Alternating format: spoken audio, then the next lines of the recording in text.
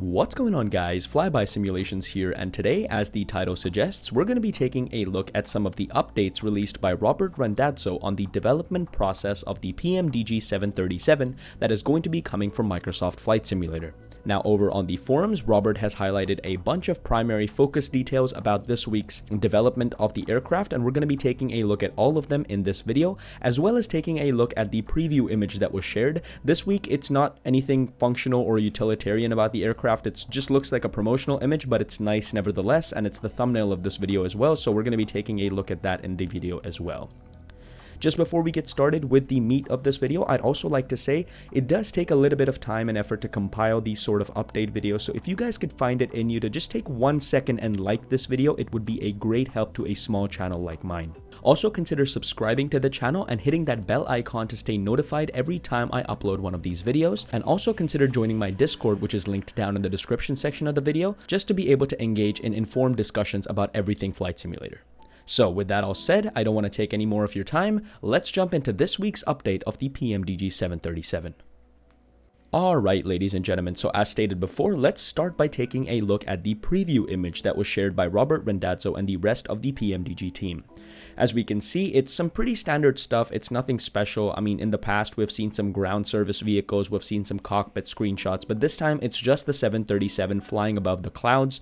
We can see the PBR being represented by that sunlight gleaming off the nose of the aircraft, as well as on top of the wings and the engine nacelle. Pretty cool to see, but again, something that we already knew was coming to the simulator. We can also see the Wi-Fi unit on top of the fuselage of the aircraft. I don't know if the Pmdg team have explicitly covered that in the past, so I guess that's new. And the livery, of course, is the standard Pmdg livery. So again, nothing new that we're seeing with this image. Now, coming to the actual development update itself, Robert said that he wanted to share a progress update to give the community an idea of where they are and how things are going. This week's primary focus fell into a couple of areas, and we'll take a look at them one by one.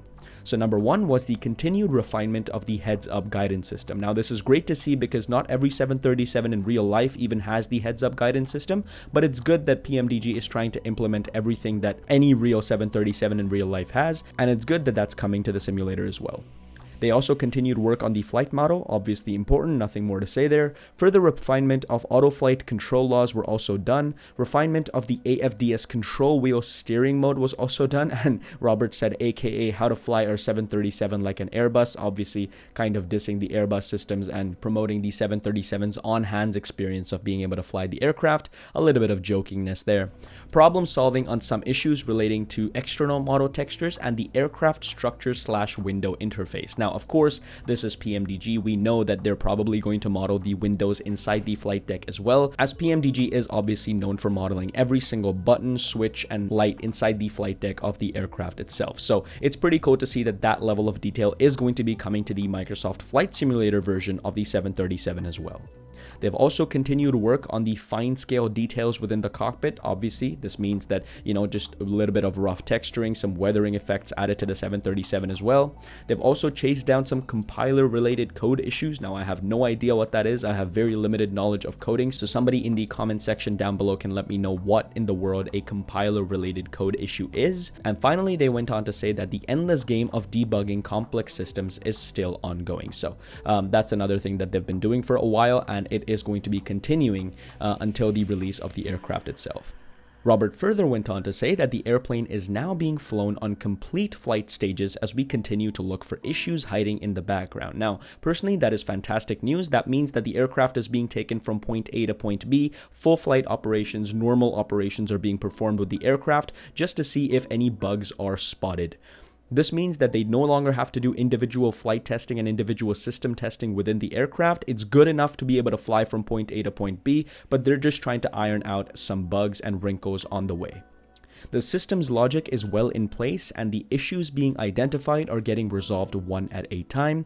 From a simulation standpoint, the software is incredibly stable and well-mannered, so they are in the process chasing down things that they would call platform interface issues. Now, this is fantastic news. For a long time, as I covered in my previous Pmdg update video, ever since October of 2021, I think, Pmdg had been debilitated because of Microsoft Flight Simulator's SDK not matching up to Pmdg standards, but now that's fixed, now that's gone. Asobo have fixed their SDK to be able to work with these third-party developers, and Pmdg are directly confirming that the simulator is stable enough to a point where they don't have to, like, sort of fiddle around with it and try to fix the simulator and build their aircraft at the same time. Good news all around. They also went on to say that they're able to make full use of Microsoft Flight Simulator's proprietary features, such as making certain that various keyboard shortcuts and Microsoft Flight Simulator native commands are connected properly to the software so that the airplane systems respond appropriately to the Microsoft Flight Simulator control set. Again, this is great because beginners to the simulator who don't necessarily want to interact with every element of the cockpit, especially with a large and complicated airliner such as the Pmdg 737, they can technically just learn from the rather simple interface that Microsoft Flight Simulator offers, and Pmdg is implementing this control set into their aircraft as well. It sounds rather obvious to say that we have to go through all of these, but it is actually quite tedious and requires a bunch of minor changes to the code in order to get things behaving properly, said Robert Randazzo, just to finish that sort of the update of the aircraft off. They also further went on to say that one big change over the past few weeks is that the simulation is fully flyable and usable in a predictably stable manner. So, as I mentioned before, it's no longer a tuffle between Pmdg and Asobo, it's actually now synergistically working together just to be able to get the Pmdg 737 into the consumer's hands as best as possible. This has allowed the team to shift from implementation to refinement as they continue to improve the flying characteristics of the airplane and make adjustments to the AUTOFLIGHT system's control laws in both normal and CWS modes. So again, fantastic news. They're able to work on more complicated systems rather than just on the surface details about the 737. They also went on to say that since this is their first project working to bring an entirely customized capabilities into the Microsoft Flight Simulator platform, it has been interesting as they adapt the handling qualities. Each platform has its own set of strengths and weaknesses, so they are likewise adjusting the 737 software to account for the strengths of the Microsoft Flight Simulator platform, while also working around some of the weaknesses. Now, obviously, Microsoft Flight Simulator is the cutting edge, the upper echelon, the creme de la creme of simulators at the moment. However, it obviously does have its own set of weaknesses. I'm pretty sure P3D offered some features that Pmdg natively relied on that they no longer have access to in this more modern, newer Microsoft Flight Simulator, and they have to bypass those things by sort of working around them. So it's good to see that they're finally working through that. Robert further went on to say that they did go through this process in the past when bringing their products from FSX to P3D, but those two platforms were alike enough that it wasn't terribly difficult in the beginning. However, obviously, as I said, Microsoft Flight Simulator is a cut above. It takes some effort to be able to bring what they had in P3D all the way to Microsoft Flight Simulator. It's a bigger jump. Now, checking the performance of the airplane within the sim requires a tremendous amount of detail flying work to validate the pitch, power, drag interactions, and all of that stuff is correct at all altitudes, configurations, and weights. It is exacting work, but it is mostly going well, according to Robert.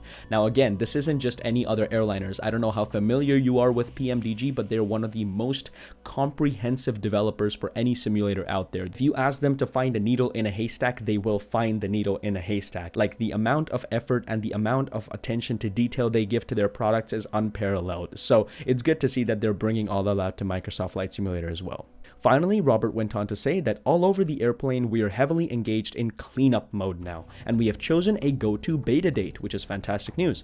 Our confidence in hitting that beta date is very high, which is good because Pmdg has that tendency to sometimes make promises in the past but not stick to it. It's good to see that the confidence in them hitting their actual proposed beta date is also very high. They're also feeling confident enough in the project to begin setting a projected release date range on the calendar. And again, Robert went on to say in brackets saying, no, I'm not going to tell you what it is because that would be a surefire way create the sort of bad karma that would cause a lengthy delay. So he doesn't want to like sort of engage with all the negative press he'll get if he does miss that date, which is understandable with such a big developer. Robert finally ended this off by saying, overall, we are finally starting to feel good about the progress we are making with this project. The whole kit is finally beginning to look act, and feel like finished product. The wait is nearly over. So that last sentence really like kind of gives me chills down my spine, because it's really exciting to see such a complicated airliner. I, for one, know a lot about the 737. I don't know if you guys know, my entire channel was built on the aircraft dissected series of videos I used to do in the past.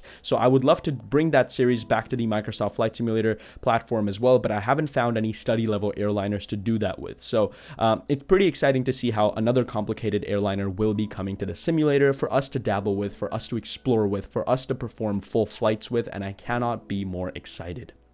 So guys, that is all we had today. I mean, some fantastic news by the Pmdg team. I'm glad that they're giving us more regular updates now. I guess they have more stuff to share, which is why we're getting these regular updates, but it's good nevertheless, keeping the community in the loop. I'm a big fan of that. If you guys enjoyed this video, please make sure to give it a like, subscribe to the channel, and also hit that bell icon so you guys stay notified every time I upload another one of these update videos, or a tutorial, or a product review, or any one of the other multitude of videos I produce on this channel very, very regularly.